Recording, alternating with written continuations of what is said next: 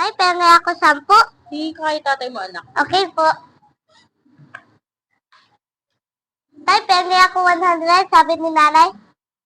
Sabi ng nanay mo yan? Opo. Talaga? Opo.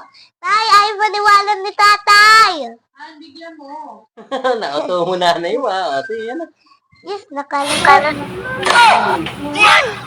Salamat, May. Pambili ko to ng milk at burger. Pwedeng makautang ako ng soft drinks, pati biscuit. Nagugutom po ako. Bayaran na lang kita sa susunod. Naku, kuya. Hindi kami nagpapautang eh. Ganun ba, te? Opo. Sige po. Pasensya na. Sige po. Kuya, ngayon ka lang bumalik ka. Kailan ka palamaya? Tapon pa ako ng maya, boy. Ito muna ka. Kuya ba? Ano kasalanan mo? Ba't nakulong? Yung umutang siya, sabay, sabay, hindi siya binigyan. Yan, binalikan niya, pinatay niya. Ay, ganun ba? Tawagin mo.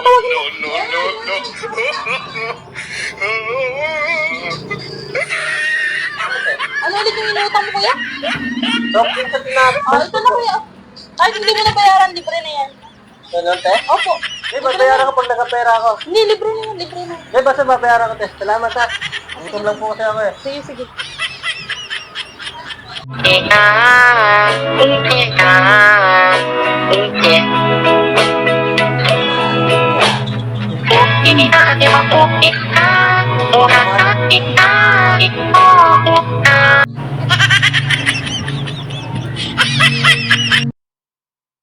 Oh, ba't nandito ka? Di ba nagkipaghiwalay na ako sa'yo? Kaya ako nandito kasi gusto ko malaman. Kanino mo ba ako pinagpalit at sino ba yun?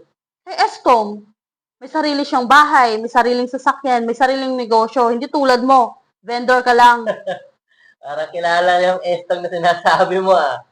Yung estong na yan, rugby boy dito, kanto. Lahat na sinasabi niya sa'yo, imagination niya, pagsabog siya. Hindi nga. Good luck sa inyo, ha? Uy, kilala ko talaga siya. Tops, huwag kang magsalita. Wala kang respeto, basta-basta ka pumapasok. Lumabas ka doon, ulitin mo yung gagawin mo. Kumatok ka at dahan-dahan ka pumasok. Wala nag. Tuloy. Tayo nga yung sasakyan mo kinakarnap doon sa labas. Ano agad sinabi? Dali. Anong nangyari sa asawa ko? Han! Gising, Han! Uy! Arigo!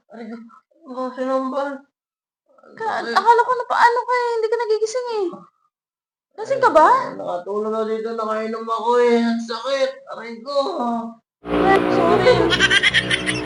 Sakit.